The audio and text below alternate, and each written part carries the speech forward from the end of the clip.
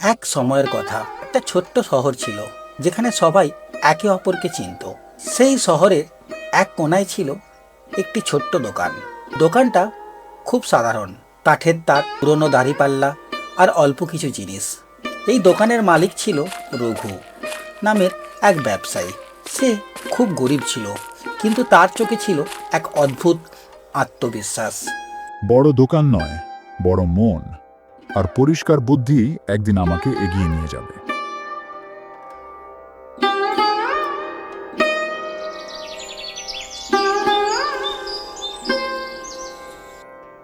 রঘু প্রতিদিন খুব ভোরে দোকান খুলতো। সে কখনো মিথ্যা ওজন দিত না, কখনো বেশি দামও চাইতো না। তাই লোকেরা তাকে বলতো, এভাবে ব্যবসা করলে কি আর টাকা হয়? হঠাৎ পাশেরই এক দোকানদার রঘুর কাছে আসে আর বলে, আরে রঘু, এইভাবে কি আর তোর ব্যবসা চলবে বল? তুই এত সৎ পথে চললে কি করে তোর ব্যবসা হবে রে?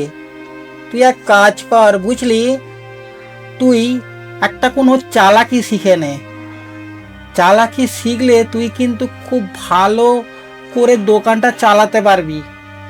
আর এইভাবে যদি চলিস সৎ পথে, তাহলে কিন্তু সারা জীবনই গরিব থাকবি। কথাটা মাথায় রাখিস কিন্তু। তোর কথা ভেবেই আমি তোকে কথাটা বললাম, কারণ আমি অনেক দিন ধরেই দেখছি তোকে, বা লক্ষ্য করি তুই সমান ওজন, আবার লোকের সঙ্গে বেশি লাভও নিস না। এইভাবে কি তোর দোকান চলবে? না তুই কোনোদিন বড় লোক হতে পারবি? তাই তোকে বলছি, একটু ভালো করে চালাকি শিখ, তবেই কিছু করতে পারবি জীবনে, নাহলে কিন্তু পারবি না। তখন রঘু একটু হালকা হেসে বলল, চালাকি আজ টাকা দেয়, কিন্তু কাল বিশ্বাস কেড়ে নেয়। তারপর দিন যায়, মাস যায়, রঘুর দোকান ছোটই থাকে, কিন্তু ক্রেতাদের বিশ্বাস আরো অনেক বড় হতে থাকে। হঠাৎ শহর থেকে এই গ্রামে এলো এক বিখ্যাত ধনী ব্যবসায়ী। তার নাম ছিল বীরেন্দ্র সিং। বড় গাড়ি, দামি পোশাক আর চোখে ভরা অহংকার। এই শহরে কে সবচেয়ে বড় ব্যবসায়ী?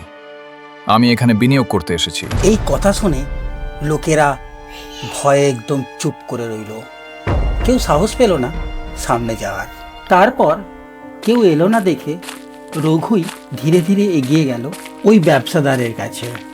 আমি ছোট ব্যবসায়ী, কিন্তু সৎ ব্যবসা করি। রঘুর এই কথা শুনে ব্যবসাদার একটু হেসে বলল, এই দোকান, এটা ব্যবসা নাকি শখ? ব্যবসাদারের এই কথা শুনে ওখানে যত লোক ছিল সবাই হাসতে আরম্ভ করলো, কিন্তু রঘু চুপ রইল। তারপর ব্যবসাদার পকেট থেকে বের করলো একটা ছোট্ট মুদ্রা। তারপর রঘু ওই মুদ্রাটা নিয়ে নেয় আর ওই মুদ্রা নিয়ে ব্যবসাদারকে বলে, এই এক মুদ্রা দিয়েই আমি আপনাকে উত্তর দেব।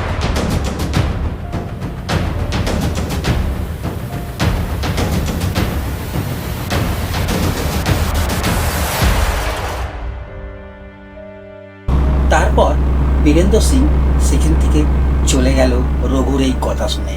আর সে মনে মনে ভাবলো, এ কি পাগল লোক। কিন্তু এখান থেকে শুরু হলো আসল গল্প। তারপর রঘু সেই এক মুদ্রা দিয়ে সস্তা জিনিস কিনতে আরম্ভ করলো, বিভিন্ন মার্কেট ঘুরে ঘুরে। তারপর সে সেই সব জিনিসগুলোকে অল্প লাভে বিক্রি করতে আরম্ভ করে। রঘুর আজ লাভ হয় 1 টাকা, কাল লাভ হয় 2 টাকা। এইভাবেই সে লাভ জমাতে থাকে, কিন্তু সেই লাভের পয়সা সে খরচা কোনোদিনই করতো না। তারপর রঘু নিজে নিজেই তার নিজের মনকে বলতে থাকে, ধীরে চললেই দূরে যাওয়া যায়। কিছুদিন পর সে তার দোকান ভেঙে এক নতুন দোকান তৈরি করে ওই লাভের পয়সা দিয়ে। তারপর তার সততা দেখে বিশ্বাস আরো গভীর হলো, ক্রেতাও তার অনেক বাড়ল। গ্রামের মানুষজন বলতে শুরু করলো, রঘুর দোকানে ঠকতে হয় না, ওর কাছে গেলেই শান্তি। ঠিক 1 বছর পর ওই গ্রামে আবার সেই বীরেন্দ্র সিং ফিরে এলেন, কিন্তু এবার তিনি দেখেন সম্পূর্ণ আলাদা দৃশ্য। ছোট দোকানের জায়গায় একটি সুন্দর বড় দোকান। তিনি অবাক। তারপর তিনি যান রঘুর দোকানে আর রঘুকে যেয়ে বলে, এটা এটা কিভাবে সম্ভব? আমি হার মানিনি, আমি অপেক্ষা করেছি। তারপর বীরেন্দ্র সিং চুপ করে কিছুক্ষণ দাঁড়িয়ে রইল।